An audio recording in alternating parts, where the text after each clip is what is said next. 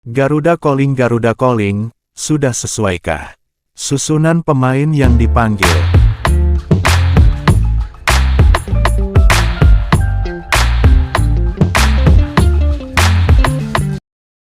Setelah rilis nama-nama pemain yang dipanggil untuk bergabung bersama Timnas Indonesia, guna menjalankan sisa laga di babak kualifikasi Piala Dunia Round 3 Maret ini, terdapat beberapa pertanyaan di benak para supporter Timnas Garuda. Kenapa pemain ini yang dipanggil, dan malah bukan pemain itu? Ada lagi klub sebagai pemucuk klasemen Liga pun, tak satu pun yang mendapat pemanggilan bergabung dengan Timnas.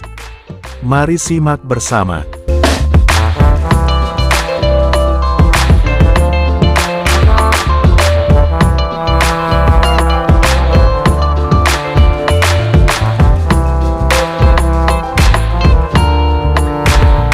Memang aneh kalau kita menilainya sih. Bagaimana tidak, klub pemucuk klasemen suatu liga, yang harusnya terdiri dari komposisi para pemain yang bagus, yang bisa konsisten, membantu klubnya untuk selalu bertahan, dan bertengger sebagai pimpinan klasemen liga. Namun di lain pihak, tak seorang pemain pun, yang dipanggil, untuk bergabung dan membela timnas negaranya, yang mungkin sangat jarang, didapati di liga-liga negara lainnya, yang harusnya ada. Walaupun cuma beberapa nama, ya sangat disayangkan kalau dinilainya.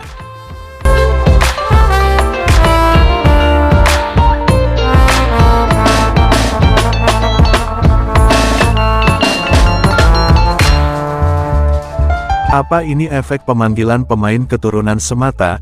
Admin rasa tidak mutlak penyebabnya karena faktor ini, sedangkan komposisi pemain suatu klub mempertahankan konsistensi permainan yang bagus itu bersumber dari para pemain itu sendiri. Selain ada pelatih di belakangnya, tak heran jika mengundang pertanyaan besar, apa sebenarnya yang PSSI dan jajaran kepelatihan yang baru ini yang dimaunya?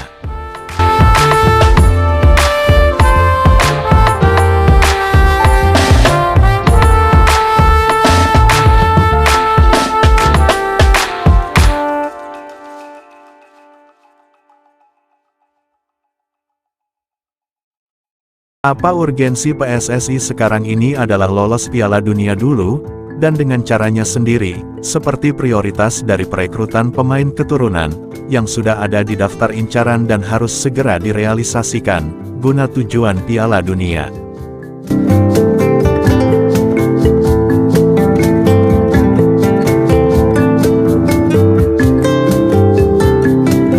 Sang pelatih Persib, Bojan Hodak pun, melontarkan pernyataan, mengaku heran juga, kenapa para pemainnya tak satu pun yang dipanggil bergabung dengan timnas. Dia mengatakan bahwa sebenarnya para pemain lokalnya beberapa yang memberikan kontribusi cukup signifikan dalam membela prestasi klubnya, seperti Mark Klok, Kakang Rudianto, Robi Darwis, Beckham Putra, dan top skor lokal mereka, Rian Putra. Namun, Bojan Hodak mengaku bahwa dia tidak mau ikut nimbrung urusan pemilihan pemain yang dilakukan Patrick Kluivert dan tim. Bojan menyatakan bahwa pemilihan pemain sepenuhnya haknya Kluivert sebagai pelatih timnas, dan dia tidak mau terlalu menanggapi atau banyak pertanyaan akan keputusan tersebut.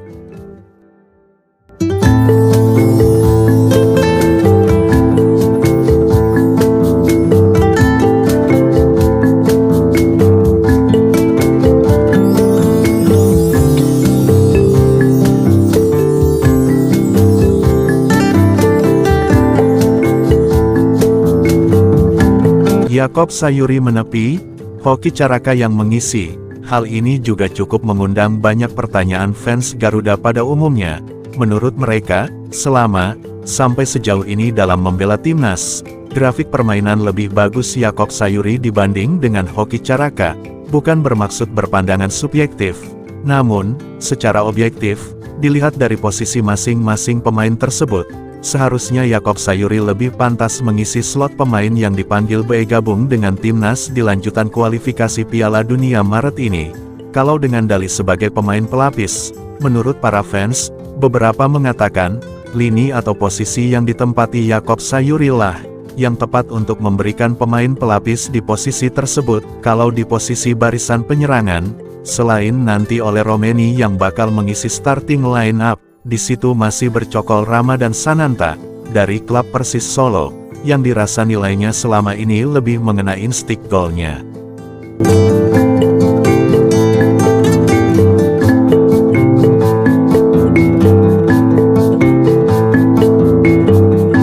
Bahkan selain nama Sananta, yang lebih hangat di barisan penyerangan pun, sudah dipanggil bergabung dengan timnas, di mana penyerang klub Dewa United, Septian Nugraha tidak kalah tajam dalam insting mencetak golnya. Memang sebenarnya lebih cocok Yaakob Sayuri jangan dilewatkan untuk pelapis di posisi lini serang sayap timnas Indonesia.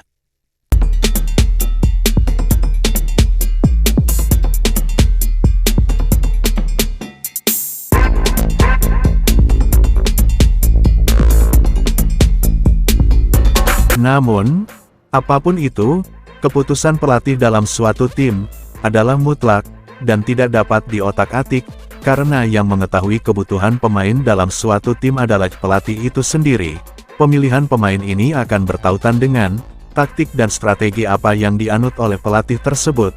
Adapun pro kontra oleh fans atau supporter, pelatih yang mengetahui apa yang menjadi kebutuhan timnya. Sebagai supporter timnas Indonesia, kita harus full support dan doa terbaik, dan menaruh harapan penuh, tujuan maksimal akan tercapai, yaitu, lolosnya timnas Garuda Indonesia, ke Piala Dunia 2026 nanti. Bravo Timnas Indonesia, bravo Garuda, jayalah selalu. Untuk support channel ini, please, subscribe, like, share, dan komennya.